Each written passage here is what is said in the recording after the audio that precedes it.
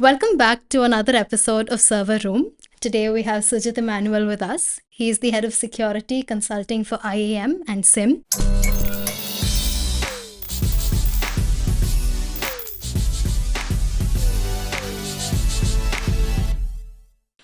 So, welcome to the podcast. Thank you, Nandini, and thank you, boys, for having me here. I know it was a long due for me to come back here into the server room. Finally, I made it, and I should really appreciate your patience here. Thank you for having me. Yeah, it's our pleasure. It's our pleasure. So, how long have you been with Zoho? It's been 8 years now, Okay, and and then that's kind of an incredible journey, I would say, because this last 8 years, I wore several hats, okay, right from thank you for calling, and I still do, okay. and to different formats. So, how has like your I think path been throughout Zoho? Fantastic, I would say. So because I'm an automobile guy. Oh, Okay, so I did my automobile engineering and I want to be work in some kind of an OEM, meaning like the automobile industry. But Okay. life took me for a drift. Here I am. Nice. That's good. That's good. So, what does like your day look like in your office this like today? Uh, Today seems to be chill because I'm not traveling. Okay. Generally, you travel a lot. Yes, so with my current profile, I get to meet customers, and with the privilege, I get to speak in some of the biggest forums here in India and as well as around the globe. Okay. So that's my predominant business that I do for Zoho and Manajan. Okay. So, what was like your latest talk that you actually gave? Okay, good one. So the latest one was like I hosted a panel discussion on Identityfirst security on zero trust framework. Okay. So we had a great reception for that. All right. So, I think we should ask you what is identity first then, because since that was your topic, so let's just get into it. See, that's right now that's the burning business, right? Because I want to keep it very simple here. When it comes to infrastructure, some of the key terms that always rings a bell is cybersecurity, cyber resilience, problem, or an intrusion. So these are the keywords. Sounds very alarming for any organization. But what I personally feel, there are only basically 5 parameters when it comes for an infrastructure operation. Again, this is something based out of my purview here. So for an infrastructure to operate, obviously it requires humans, which is us. Okay, so users as the first parameter. Users require computers, which is our laptop, and these laptops would require applications, and the applications would require database, and for all these four to function, you require a network. And top it up, you have data which is going between all the five parameters. So starts with an identity here is which recognize things to say is like predominantly, if I would take an example, is a user identity, which is us, where we are part of an infrastructure. Then do we have the right privileges associated to us, or I would say the authentication and the authorization? Is Sujith is a legit user of Zoho? Does Sujith has the right privileges being part of Zoho? So that is where it starts with. Okay, okay. So you also mentioned about zero trust. So just touch upon that as well, so that we get to know like a more holistic view of identity first as well as zero trust. Okay. See, zero trust. As soon as you hear this term, the phrase comes in, right? Never trust, always verify. I believe I've spoke this in most of the forums, but I want to tell it here as well. I hosted a panel in Australia where I was speaking about the identity security, and one of the panelists, we shot a question to him: see, what was the most problematic time of the year that you faced? This was something happened post pandemic. And he said, Sujit, after pandemic, things the lockdowns were lifted. We are back to office, so eager to see people. And there was one man who came in an Audi, well dressed, and he said like he wants to meet the CTO and the CEO also. So man was well dressed, came in an Audi, okay, and things were they're getting prepped. So they're making the arrangements for the meeting and stuff. And suddenly the man vanished. Okay, things got back normal. People started to work. 3 months down the line, they started to see there is an extrusion. Okay, things were like seeping out Okay. from the network, and they identified there was a device that was plugged into their system in one of their LAN system, which was the culprit, which was like extracting things out from there. So the point here is never trust someone who always comes with a bouquet to your office. Okay.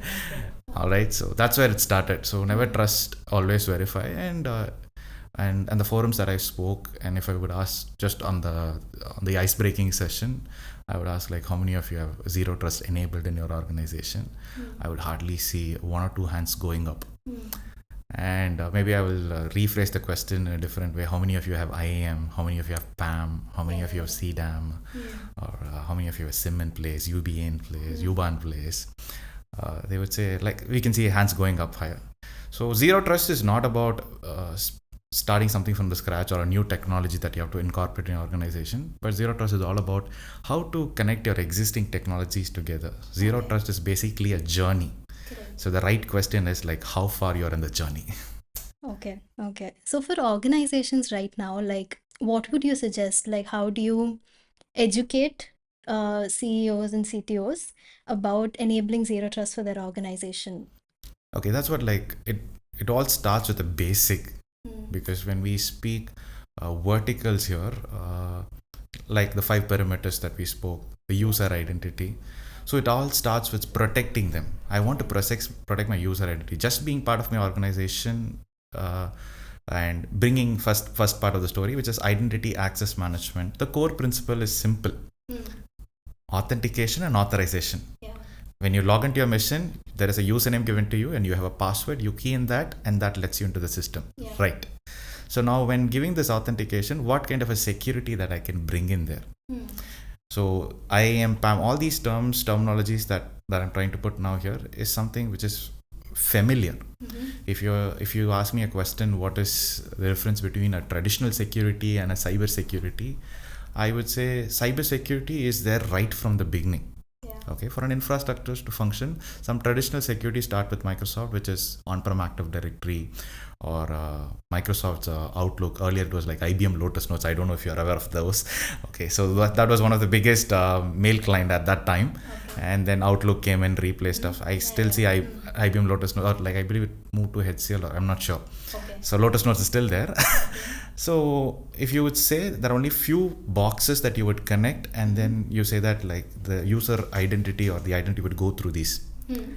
Okay, but right now, and or if you say these boxes, and around these boxes is where the protection layer. Maybe if you are geographically distributed, you have office in different places, and I want to seamlessly work in from whichever location that I'm in, then there is another perimeter that is around you, which is the firewall. Now the question is, whatever wall that you've built around your office, okay, now what is that wall made of? Is it brick, aluminum, or titanium? That's the story. That's the key question here. So that is where cyber resilience came into the picture. And cyber resilience, we've been speaking for last 5 years. So the point here, cyber security or traditional security is right from the beginning. Either you take the manual way. Right now, after cyber resilience comes into the picture, we want everything to be an automated response. If some intrusion happens, or like which has interrupted my service, I want to immediately identify what went wrong and then fix it. I do not want a wait time of 48 hours or more than that, and then get to know what went wrong, doing a root cause analysis, and then finally giving a fix. Rather, if something like this is going to happen, which is called as a preemptive approach or a proactive approach, people are driving towards that. Yeah. So you mentioned about like decentralized workforces. You can like, since after the pandemic, everyone's, preferring to work from home or prefer like their location of choice. But how does Identityfirst, adopt to all of these workforces? Is it being able to evolve as much as like the decentralized workforces are evolving right now?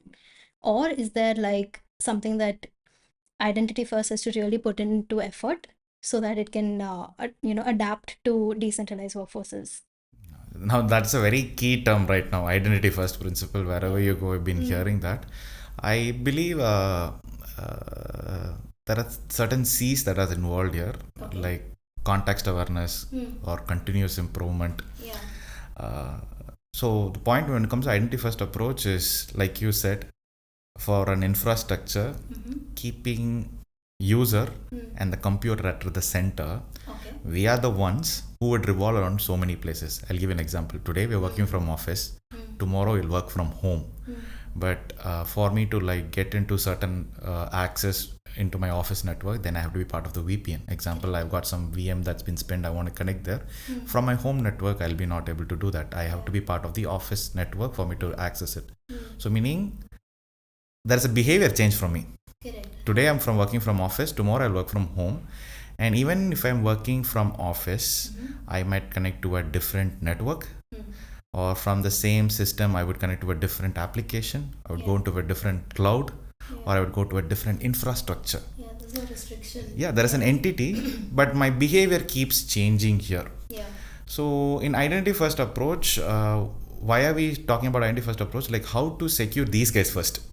If I am living with a traditional method, username and password, I know like right now people have like incorporated MFA in their organization. Adaptive MFA has come into the picture. Wherever they want to log in, there's a second layer of security. Because my first layer of security, username password, is compromised, then obviously if I would use the same username password into the mailbox or to the OneDrive or SharePoint, I will get everything that I need. Correct? That's why MFA came into the picture. So when identity first approach, if a user is going through several entities here, like right from logging to VPN or logging to an application or cloud or a different data center or to a network, do not stick with the static approach. There are two approaches here, which is called as a static approach and a dynamic approach. Or static approach is an existing method. I'm not saying it is not secure. It is secure to a part.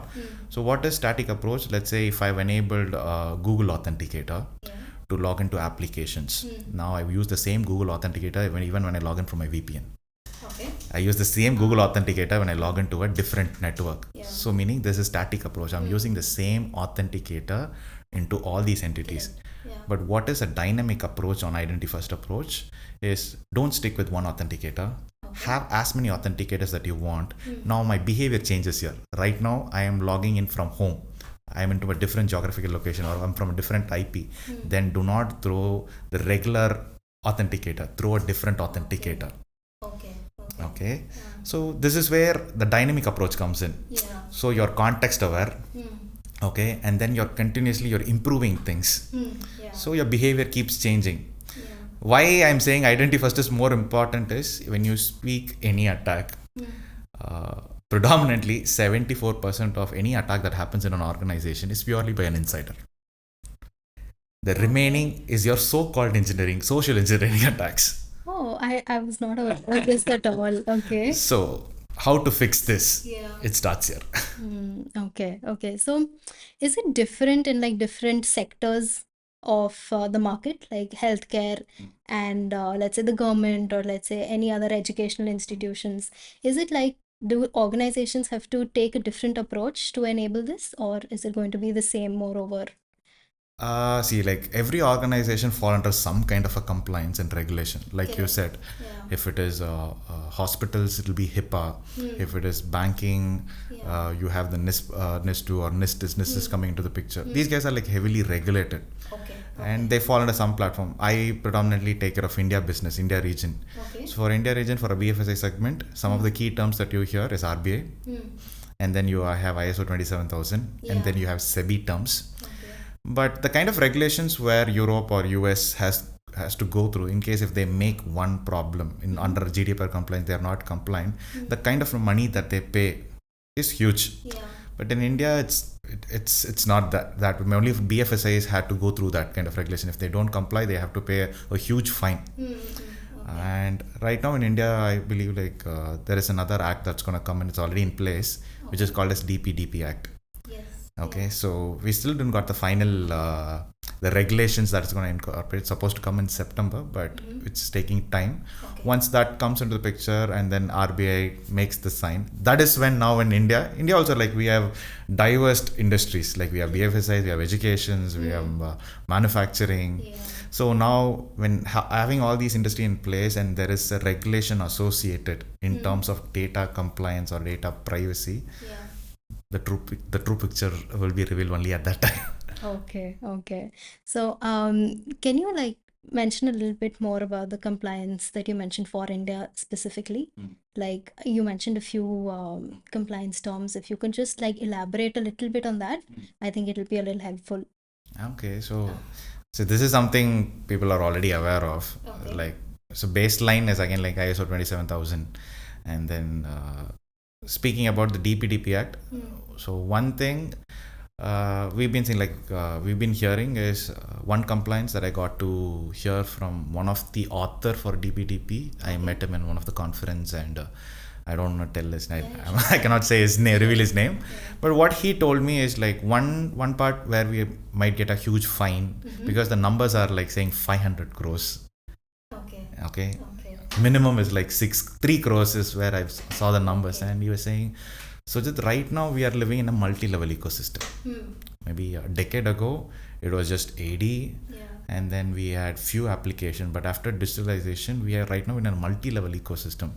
A simple onboarding starts from an HRMS system, and then to AD or Entra, or like any other IDP in place, and then your workforce application. So earlier you might think that a user information can be found only in Active Directory or an identity provider. Correct? But right now, if I have to pick Nandini's information, I can even take it from the HRMS system. I even, like, let's say you have access to any other workforce application which also manages the hierarchy. Even I can take your information right from there. So one key term that I heard from him is, he said that a user's information or a user identity information has to be in a common place. It should not sit at every platform. Okay. So from that centralized place, information will be recorded only there. If you need access, or like, let's say in our case, let's say you have CRM or we have desk here. So whatever access that you have, this will be the centralized point, and it will provision things for you. Even though if I would drill down and get into CRM, I'll be not able to fetch Nandini's information to CRM. It's going to be... So sorry. So that platform is particularly bounded. Is that... Yes, it has to be. That is what the first scenario what he explained to me. So the user identity information has to be in a centralized place. It should not be in AD, then here, and then like maybe another IDP and to another application. If you are saying, okay, my AD is going to be my true identity, apart from there I'm not going to keep this information anywhere else. So in that case, what are the system that is currently in place which is going to fit this job? Okay, so basically your data is supposed to be centralized, Yes, but your applications can access that data. exactly. Yeah. Okay. So there's a lot of buzz around AI agents.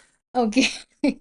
So AI agents are something that, perform actions based on a prompt given by a user, and they have access to perform like any kind of operation that depends on the prompt. So does, Identityfirst come into play here? Because if, let's say, I'm a user and I have an AI agent that I want to perform, like should perform some particular task, I am actually giving my access to the AI agent, but technically that is not me. So is there like some sort of I don't know how to like put it, but I think AI agents should not have access, but because I'm giving the prompt, they technically will have access. Okay, first of all, why do you need AI? That's my question. It could be like anything, like let's say an insider who wants to access a lot of information, and he probably is not a developer. So maybe he wants to run a script so that he can get access to, let's say, a set of confidential information. Okay. So the AI agent can, run a script because it depends on the prompt and they know how to like generate it. So my question is like, will the AI agent still be able to access that information? We have to see what kind of privileges associated to that bot. Your term is an AI. My term would be a bot, which is revolving around to multiple ecosystem that we spoke earlier. So on the context part, if I have an AI picture where I'm associating identity first approach. So here I'm going to coin two terms. Okay. I am a techie guy. Okay. And I know policies. If I would hear one policy called like read write policy onto a system, I know, okay, when someone has this read write policy, okay, these are the actions which they can actually do, meaning these are the systems which is associated as per this particular rights. Now there is someone called as another person. Another coin here is the decision maker. Let's say he is the CEO, or like one level down the CEO, who's the decision maker for any privileged actions that has to be taken in an org. So when I see an AI which is sitting into this kind of a system like Identityfirst approach, where I am being a CIO or a CTO, now if I would just click on Nandini, okay, all that I would search Nandini here, and once my system, what the system should do is, okay, it'll tell me, okay, Nandini belongs to the marketing team, and since she is being part of marketing team, she has these many security groups that is associated to her, okay, and then with same Nandini, I could see the applications which she has access to, okay. And apart from this, if there is any other system, like if there is any work drive, okay, what kind of a privileges the drive access she has. So it's basically an entitlement. Right. Okay. One click, the bot runs, pulls everything that you need. Okay. Completely it lists me out A to Z what Nandini has in Zoho Corporation. Okay. This is one. Now how this is AI's one job. Second, let's say same thing if I am trying to enable a workflow here. You are requesting access for one of the security group. Okay. And now when the request comes to me, I have enabled a workflow. It's one of the top most security group that you're requesting access for. So the high member here, one level down, the CEO has to approve it. I am a techie guy. You are requesting access for something called as a domain administrator group. I know if I would give you that access, what are things that you can do. So then in my case, if you would definitely require, I would say yes. But what this AI should do is, okay, I know domain, I'm a techie guy, I can understand, but this guy who's sitting here who should have given me access, for him it is coming as a request as like Nandini is requesting for a domain admin access. He will not know that. They might know, but I'm saying just on a context part, they might not know that. One level down the CEO. Yes. Okay.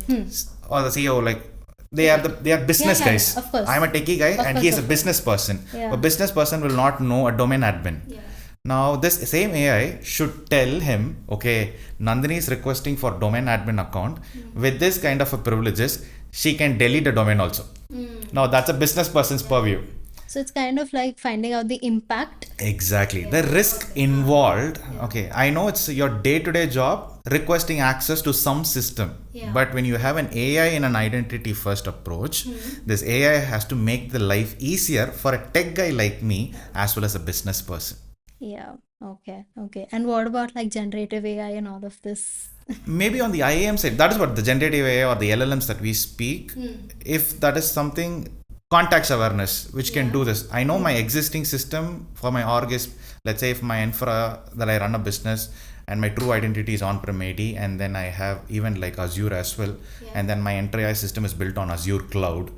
Now I would, in my purview, being a CTO, I would say this AI system or LLM that I've built in, it has to run between all these ecosystem, and then give me a complete purview. One click, get to know. Or like if there is like any mismatch of things when it comes to identity protection, what is getting mismatched? Okay. But okay, probably right now it's not possible. But do you think in the future, with the advancement and the speed at which AI is growing, do you think this AI could actually, right now it's supposed to help organizations, I agree. But do you think in the future there could be a possibility of them becoming malicious or no? Of course. Okay. Initially, when ChatGPT came, I remember this, and one of my counterpart, he asked me, "Dude, this AI has come in. Now, whether this is gonna like take our jobs out." Okay. At that time, we were in the implementation phase. We used to do complete IAM control implementation. Now, something that hit my head is, okay, now I have ChatGPT. If I could run a command saying like, what are the compliance that I have to face or compliance that I have to meet when I deploy an IAM control solution for a BFS for a banking sector? If I would put this comment onto the ChatGPT, it will clearly tell me the compliance point. What are the things that has to be met? What are the controls they might require? It'll give me like some 60 pages of document. The point is, who's going to do it? Okay. It's us. So our job is not in stake. And the malicious part of the story, I don't know if I can comment on that. But as long there is an intervention of us and the AI working collaboratively together, then right, the most problematic area that we have things in place, but what we are missing out or something we're running is the risk management.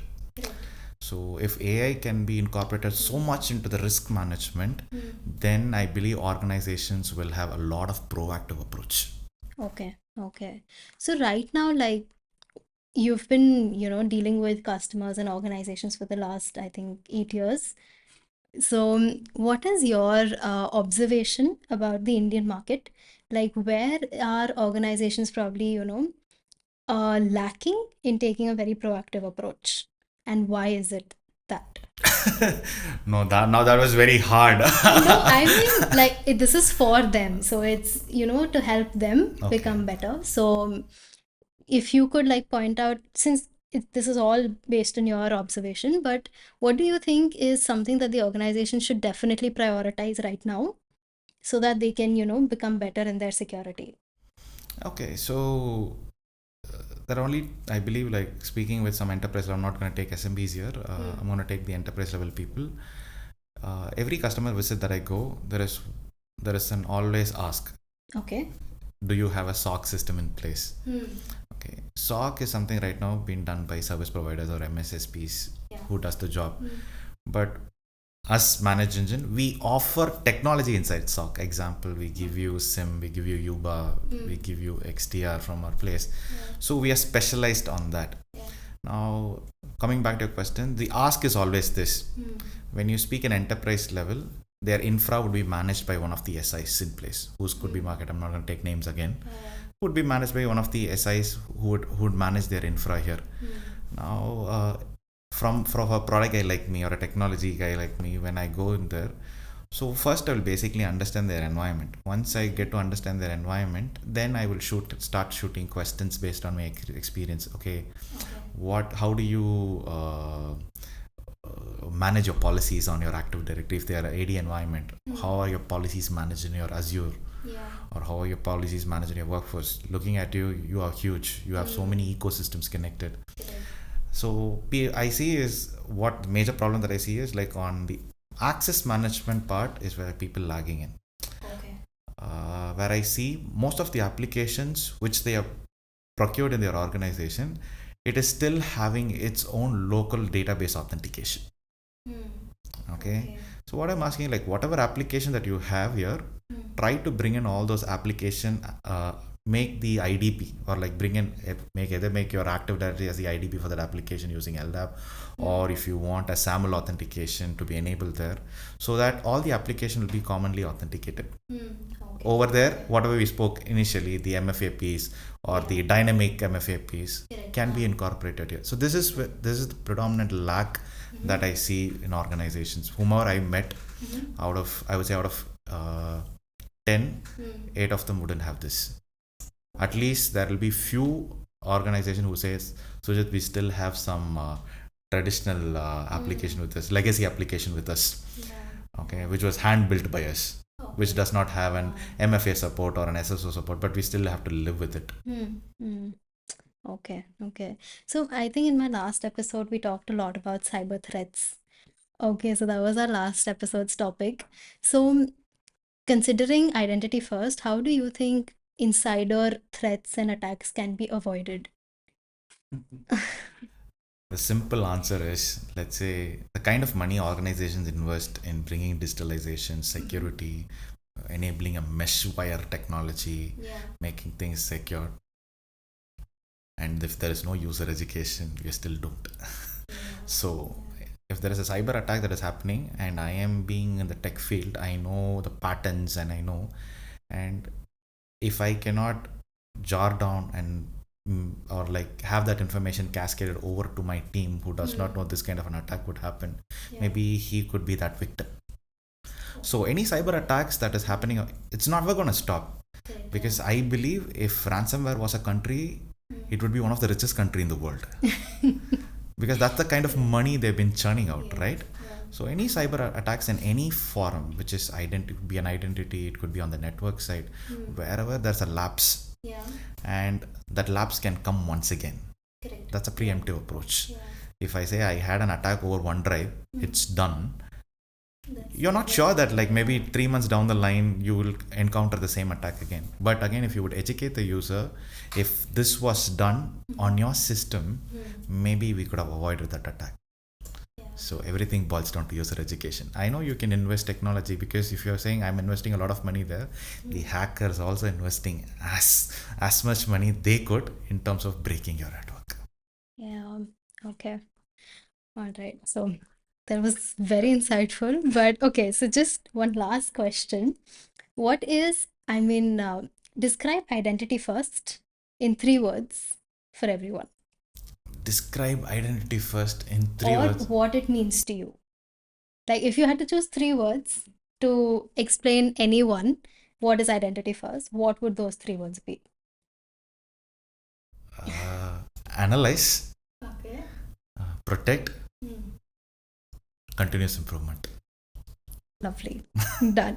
So I think we should continuously improve, and I think we should also call you for another episode to serve a room. We have a small token of appreciation for you.